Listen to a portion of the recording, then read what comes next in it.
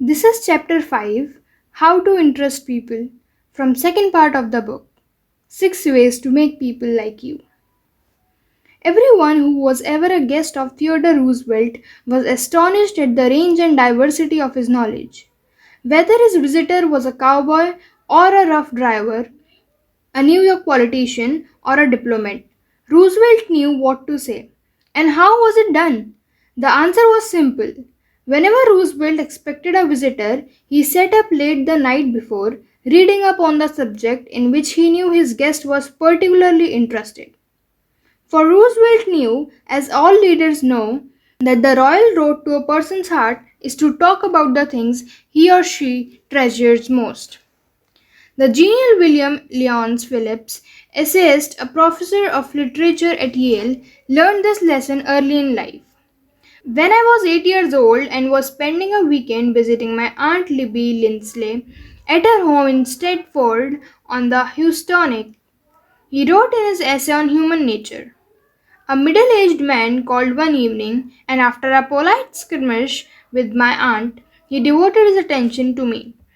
At that time, I happened to be excited about boats, and the visitor discussed the subject in a way that seemed to be particularly interesting. After he left, I spoke of him with enthusiasm.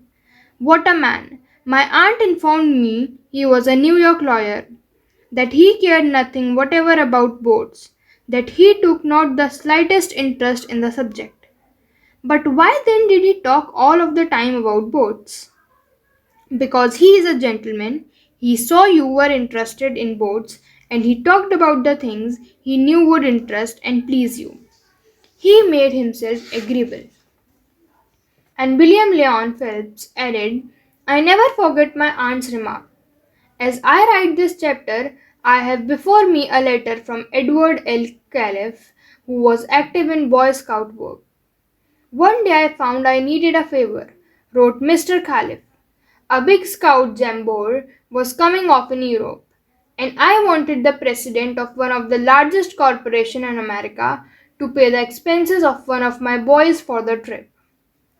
Fortunately, just before I went to see this man, I heard that he had drawn a check for $1 million and that after it was cancelled, he had it framed. So the first thing I did when I entered his office was to ask to see the check. A check for $1 million. I told him I never knew that anybody had ever written such a check, and that I wanted to tell my boys that I had actually seen a check for $1 million. He gladly showed it to me. I admired it and asked him to tell me all about how it happened to be drawn. You notice, don't you, that Mr. Califf didn't begin by talking about the Boy Scouts or the jamboree in Europe or what it was he wanted. He talked in terms of what interested the other man. Here is the result. Presently, the man I was interviewing said, Oh, by the way, what was it you wanted to see me about? So I told him.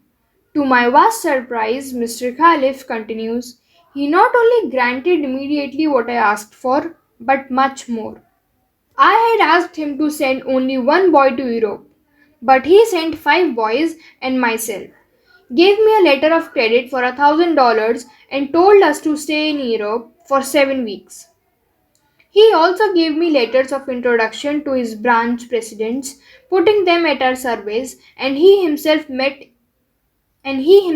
us in Paris and showed us the town.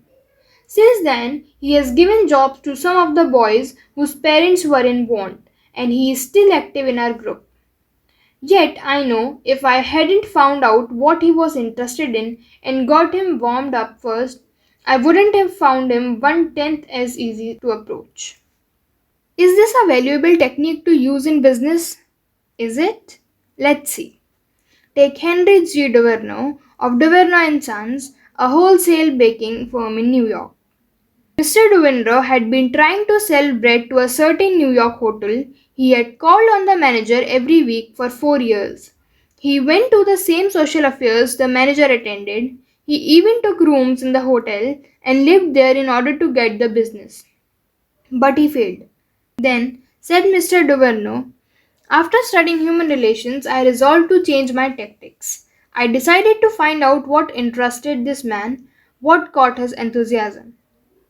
I discovered he belonged to a society of hotel executives called the Hotel Greeters of America. He not only belonged, but his bubbling enthusiasm had made him president of the organization and president of International Greeters.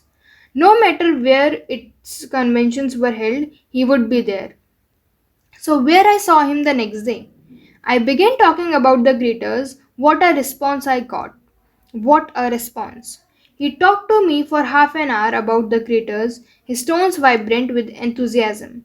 I could plainly see that this society was not only his hobby, it was the passion of his life. Before I left his office, he had sold me a membership in his organization. In the meantime, I had said nothing about bread. But a few days later, the steward of his hotel phoned me to come over with samples and prices. I don't know what you did to the old boy, the steward greeted me, but he sure is sold on you. Think of it. I had been drumming at this man for 4 years, trying to get his business, and I'd still be drumming at him if I hadn't finally taken the trouble to find out what he was interested in and what he enjoyed talking about. Edward E. Harriman of Hagerstown, Maryland, chose to live in a beautiful Cumberland Valley of Maryland after he completed his military service. Unfortunately, at that time there were few jobs available in the area. A little research uncovered the fact that a number of companies in the area were either owned or controlled by an unusual business maverick, R.J. Funkhauser, whose rise from poverty to riches intrigued Mr. Harriman. However, he was known for being inaccessible to job seekers. Mr. Harriman wrote, I interviewed a number of people and found that his major interest was anchored in his drive for power and money. Since he protected himself from people like me by use of a dedicated and a stern secretary, I studied her interests and goals, and only then I paid an unannounced visit at her office. She had been Mr. Funkhauser's orbiting satellite for about 15 years. When I told her I had a proposition for him which might translate itself into financial and political success for him, she became enthused. I also conversed with her about her constructive participation in his success. After this conversation, she arranged for me to meet Mr. Funkhauser. I entered his house, an impressive office determined not to ask directly for a job. He was seated behind a large carved desk and thundered at me. How about it, young man? I said, Mr. Funkhauser, I believe I can make money for you. He immediately rose and invited me to sit in one of the large upholstered chairs. I enumerated my ideas and the qualifications I had to realize these ideas, as well as how they would contribute to his personal success and that of his businesses. RJ, as he became known to me, hired me at once, and for over 20 years I have grown in his enterprises and we both have prospered. Talking in terms of the other people's interest pays off for both parties. Howard S. Herzig, a leader in the field of employee communications, has always followed this principle. When asked what reward he got from it, Mr. Herzig responded that he not only received a different reward from each person, but that, in general, the reward had been an enlargement of his life each time he spoke to someone. This is the end of chapter 5, and the principle we are taking away from this chapter is talk in terms of other person's interests.